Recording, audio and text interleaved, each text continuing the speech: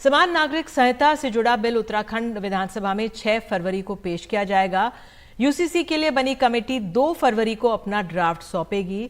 समान नागरिक संहिता विधेयक को पारित कराने के लिए उत्तराखंड में 5 फरवरी को विधानसभा का विशेष सत्र भी बुलाया गया है और इस तरह उत्तराखंड देश का पहला ऐसा राज्य बन जाएगा जहां आजादी के बाद समान नागरिक संहिता लागू की जाएगी। यूनिफॉर्म सिविल कोड या समान नागरिक संहिता में देश में सभी धर्मों समुदायों के लिए एक समान एक बराबर कानून बनाने की वकालत की गई है। आसान भाषा में बताया जाए तो इस कानून का मतलब है कि देश में सभी धर्मों समुदायों के लिए कानून एक समान हो। ये संहिता संविधान के अनुच्छेद 44 के तहत आती है। तो उत्तराखंड के बाद गुजरात और असम भी इसकी तैयारी कर रहे हैं। हमारे साथ उत्तराखंड की स्पीकर ऋतु खंडूरी हैं। बहुत बहुत धन्यवाद मैम जुड़ने के लिए, समय निकालने के लिए। पहला सवाल यही है कि हमारे देश में धार्मिक और सांस्कृतिक विविधताओं के कारण यूनिफॉर्म सिविल कोड लाने में चुनौतियां हैं, तो कैसे पार पाया गया है?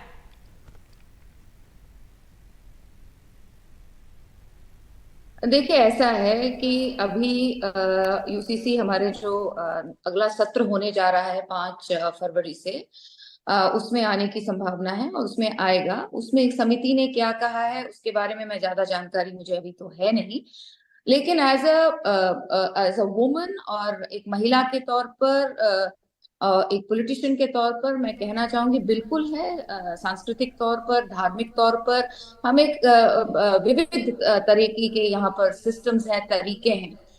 जब हम लॉज की बात करते हैं और हम कहते हैं कि सिविल जो लॉज हैं जिसमें हम चोरी डकैती ऐसी अनेक चीजों के बारे में बात करते हैं, और उसमें जब हम कहते हैं कि क्रिमिनल लॉ मैं बात कर रही हूँ, अगर क्रिमिनल लॉ में ये सारी चीजें हैं और एक लॉ है, तो जब सिविल लॉ की बात करते हैं, जब मैरिज की बात करते हैं, अडॉप्शन की बात करते हैं, तलाक की बात करते हैं, तो क्यों एक लॉ ना हो? अब आपका कहना यह है कि there are the country is huge, बहुत बड़ा देश है और तरह तरह के वहाँ पर्सनल लॉज हैं, तरह तरह की लोगों की सोच है, संस्कृति है, धर्म कुछ कहता है। लेकिन शायद अब समय आ गया है कि पास्ट को हमने जो देखा है, समझा है, पढ़ा है, अब समय आ गया है इस देश में कि हम एक लॉ लेकर आए जो कि इस देश के जो सबसे पिछड़ा है, जो सबसे गरीब है, जिसकी चिंता आज तक नहीं हुई है, कहीं ना कहीं वो एक लॉ के तहत बंधे।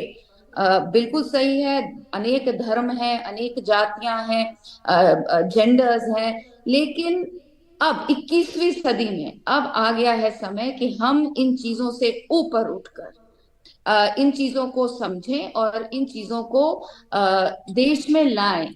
21वीं सदी का बच्चा, 21वीं सदी का भारत आज शायद उस तरफ बढ़ रहा है। समझदार लोग हैं, समझते हैं कि अगर यूनिफॉर्म सिविल कोड इस देश में लागू होता है तो वो आम जनता के लिए, खासकर ऐसे जेंडर के लिए, ऐसी महिलाओं के लिए, ऐसे गरीब के लिए, ऐसे वंचित के लिए वो कारगर होगा जिसकी आवाज आज तक कभी नहीं सुनी गई, जो मात्र इस देश में वोट बैंक की तरह देखा गया।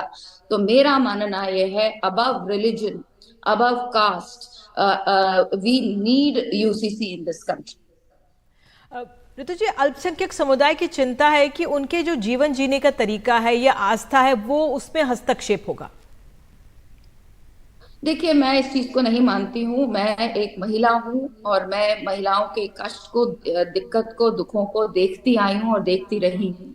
21वीं सदी में 70 साल के बाद जब एक महिला को शौचालय मिलता है या उससे एक उज्ज्वला गैस मिलती है, तो कहीं ना कहीं उसकी सोच, अब महिलाओं की तरफ लोगों का ध्यान केंद्रित हो रहा है। अगर तलाक तलाक समाप्त इस देश में होता है तो उस महिला के लिए होता है जिसको ये नहीं पता है कि अगर दाल में हल्दी कम है या नमक कम है तो कहीं उसको तलाक तलाक ना कह दिया जाए।